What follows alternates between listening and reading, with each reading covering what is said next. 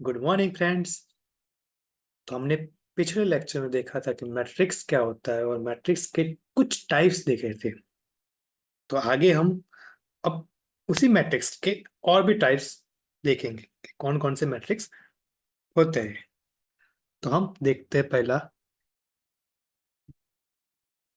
Unit matrix. Unit matrix तो unit matrix क्या होता है? A square matrix is said to be unit और आइडेंटिटी मैट्रिक्स। हम यूनिट मैट्रिक्स को आइडेंटिटी मैट्रिक्स भी लिख सकते हैं।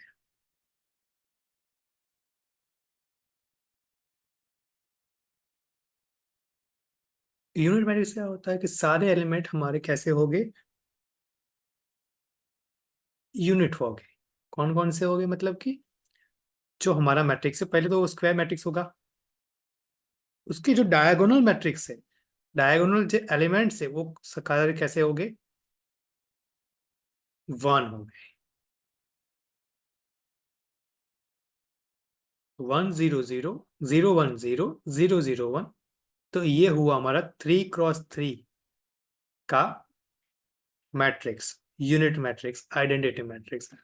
अगर हम 2 × 2 की बात करें तो 1 0 0 1 2 × 2 है। तो ये हुआ हमारा 2 × 2 का आइडेंटिटी मैट्रिक्स। मतलब कि जो हमारे डायगोनल वाले एलिमेंट्स है वो वन हो गए और बाकी के एलिमेंट हमारे जीरो हो गए। तो ये होगा unit matrix. Another type of matrix की बात करते हैं, एक और मैट्रिक्स देखते हैं कौन सा है। तो हम उसको बोलेंगे नल मैट्रिक्स।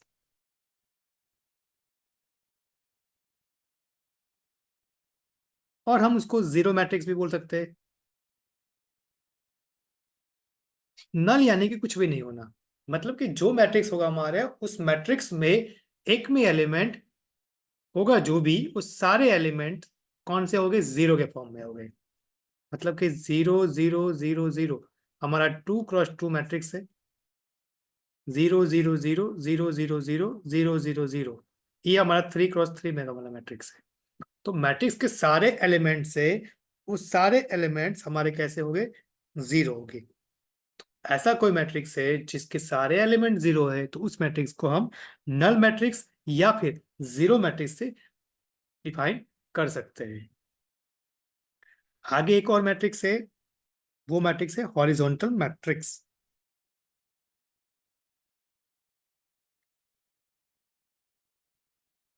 Horizontal matrix.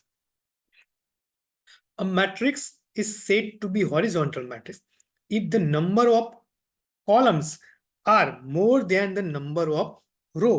तो यहाँ की जो कॉलम्स है, जो मैट्रिक्स है, उस मैट्रिक्स की जो कॉलम्स है वो रो से ज्यादा होगी। यानी कि 1 2 3 4 5 6, ये हमारा हुआ 2 × 3 वाला मैट्रिक्स। तो जो कॉलम है वो कितनी है? 3 है। और 2 है हमारी रोज। तो रो से ज्यादा कौन सी है? कॉलम्स है। मतलब रो से ज्यादा अगर कॉलम्स है तो हमारा जो मैट्रिक्स होगा वो मैट्रिक्स कौन सा होगा? Horizontal matrix. एक और एग्जांपल देख लेते हैं। 1 2 3 4 5 6 7 8 9 10 11 12 13 14 15। तो यहाँ पे हमारा 3 × 5 का मैट्रिक्स बना हुआ है, जहाँ पे 5 कॉलम को डिफाइन करता है और 3 रो को डिफाइन करता है। उस हिसाब से ये हॉरिजॉन्टल मैट्रिक्स होता है। अगर हॉरिजॉन्टल मैट्रिक्स होता है तो उस हिसाब से वर्टिकल मैट्रिक्स भी होगा। तो उसमें क्या होगा?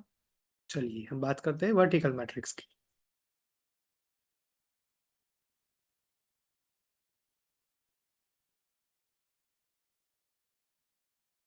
Vertical matrix. तो वर्टिकल मैट्रिक्स में हमारी जो रोज है वो ज्यादा होगी कॉलम से।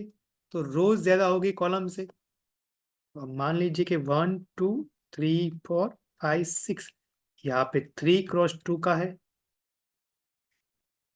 1 2 3 4 5 6 7 8 9 10 11 12, या और क्रॉस 3 का है। तो हमारे पास 4 रोज है और 3 कॉलम्स है। मतलब कि अगर रोज ज्यादा है तो वो वर्टिकल मैट्रिक्स हुआ, अगर कॉलम ज्यादा है तो वो रो मैट्रिक्स हुआ। वहां आगे एक मैट्रिक्स देखते हैं। चलिए,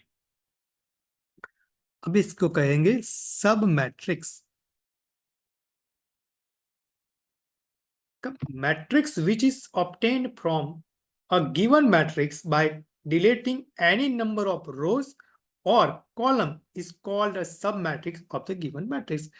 इसका मतलब ये हुआ कि हमारा कोई मैट्रिक्स दिया गया है। मान लीजिए कि हमारे पास ए मैट्रिक्स दिया गया है 2 5 7 8 1 3 5 7 9। ये हमारे पास 3 क्रॉस 3 मैट्रिक्स दिया गया है। अब हम इसकी एक रो को डिलीट करते हैं। मान लीजिए कि हमने ये थर्ड रो है, उसको हम डिलीट करते हैं। तो हमारे पास एक नया मैट्रिक्स बनेगा 2 5 7 8 1 3। ये हुआ हमारा 2 क्रॉस 3 वाला मैट्रिक्स। तो ये जो बना हुआ है हमारा नया मैट्रिक्स, उस मैट्रिक्स को हम सब मैट्रिक्स कह सकते हैं। और किसका सब मैट्रिक्स है?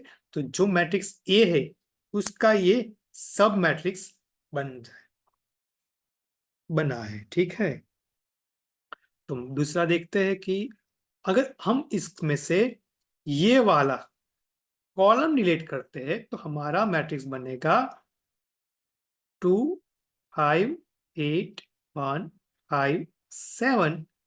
तो ये हमारा 3 क्रॉस 2 वाला एक मैट्रिक्स बनता है। और उस मैट्रिक्स को भी हम सब मैट्रिक्स से डिफाइन कर सकते हैं।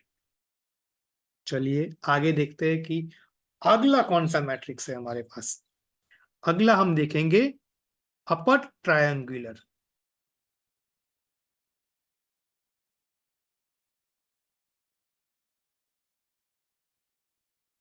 Upper triangular matrix. Upper triangular से हम क्या जान सकते हैं कि ऊपर के साइड में ट्रायंगुलर बनता होगा। मतलब कि ऊपर के साइड में एलिमेंट्स होते होंगे, बाकी नीचे के साइड में जो डायगोनल है उससे नीचे के सारे एलिमेंट जीरो हो गए। तो उसको हम कह सकते हैं upper triangular matrix. A square matrix is said to be upper triangular matrix if all elements below the leading diagonal are zero. मान लीजिए कि हमारे पास 2 क्रॉस 2 का मैट्रिक्स है।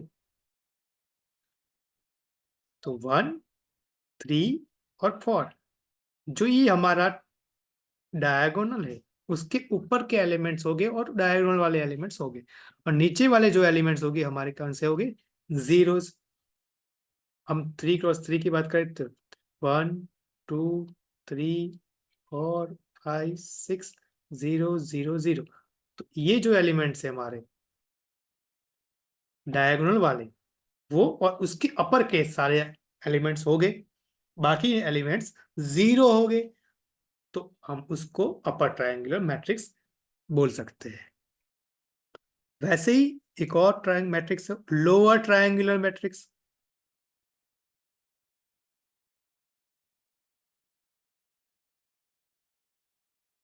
A square matrix is said to be a lower triangular matrix if all elements above the leading diagonal are zero। मतलब कि हमारा diagonal है उसके नीचे के एलिमेंट्स हो गए, पर डायगोनल के ऊपर के सारे एलिमेंट्स कैसे हो गए? जीरो हो गए। इसी मैट्रिक्स की बात करें तो हम कैसे लिख सकते हैं? 1 0 3 4। तो ये हो गया हमारा लोअर ट्रायंगुलर मैट्रिक्स। इसकी बात करें तो 1 0 0 6 2 0 3 4 5। चलिए हमने लिख दिया 3 2 3 4 5। तो ये जो एलिमेंट्स है सारे, ये हमारे जीरो हुए अपर ट्रायंगुलर। अपर मतलब कि ऊपर वाले एलिमेंट्स कैसे हो गए? जीरो हो गए। और नीचे वाले कैसे हो गए? नॉन जीरोज हो गए, तो नॉन जीरोज एलिमेंट्स हो गए नीचे तो लोअर ट्रायंगुलर हो गए, नॉन जीरो एलिमेंट्स ऊपर हो गए तो अपर ट्रायंगुलर है। तो दोनों में डिफरेंस कितना है? डायगोनल के ऊपर के एलिमेंट्स अगर नॉन जीरो है तो अपर ट्रायंगुलर, और डायगोनल के नीचे के एलिमेंट्स नॉन जीरो है तो लोअर ट्रायंगुलर में गिना जाएगा। अब हम बात करते हैं ट्रांसपोज मैट्रिक्स, एक नया matrix.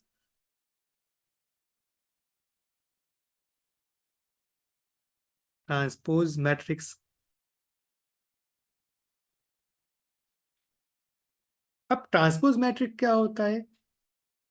If we interchange the rows and the corresponding column in a given matrix A, the new matrix obtained is called transpose of the matrix A and it is denoted by, हम transpose को AT या A dash से denoted कर सकते हैं।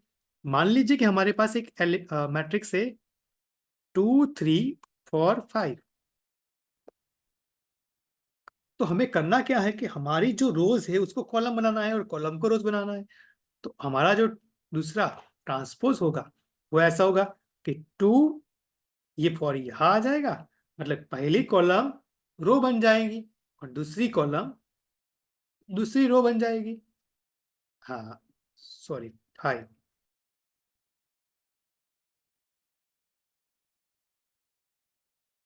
आ जाएगा। चलिए हम दूसरा देखते हैं, एक और ट्रांसपोज देखते हैं। 1 2 3 4 5 6 7 8 9।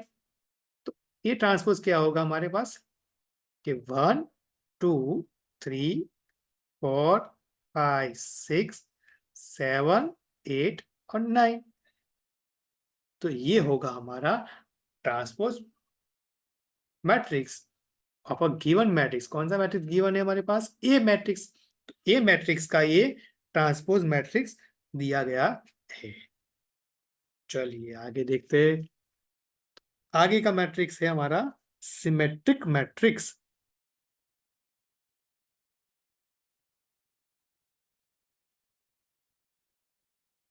सिमेट्रिक मैट्रिक्स क्या होता है? अगर हम मैट्रिक्स का ट्रांसपोज निकालते हैं और वो सेमी मिलता है हमें हमारे पास, तो उसे हम सिमेट्रिक मैट्रिक्स कहेंगे। मतलब कि ए डैश और ए सेमी होगा हमारा।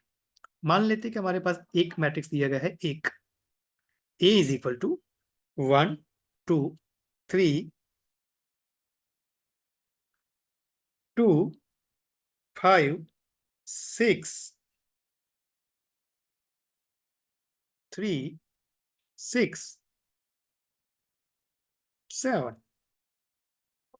देख लीजिए, अगर हम इस रो को कॉलम बनाते तो भी सही आता है, इस रो को कॉलम बनाते फिर भी सही आता है, इस रो को कॉलम बनाते फिर भी सेम ही आता है। तो इसका ट्रांसपोज निकालते हैं तो वो भी 1 2 3 2 5 6 3 6 7 ही आता है। तो मान लीजिए कि ए और ए डैश सही हो रहा है। अगर ए और ए डैश दोनों सेम निकल रहे हैं तो हमारा जो भी मैट्रिक्स होगा उस मैट्रिक्स को हम सिमेट्रिक मैट्रिक्स से डिफाइन कर सकते हैं। एक और देखते हैं, चलिए। ए इज इक्वल टू 1 2 3 4। एटी क्या होगा हमारा? 1 2 3 4। तो यहाँ ए और एटी दोनों सेम नहीं आ रहे, तो ये और एटी नॉट इक्वल टू है। तो मतलब कि ये दोनों हमारे जो मैट्रिक्स है वो सिमेट्रिक मैट्रिक्स नहीं है। मतलब कि ये हमारा जो मैट्रिक्स है वो सिमेट्रिक्स मैट्रिक्स हम नहीं कह सकते। चलिए आगे एक देखते हैं, एक और मैट्रिक्स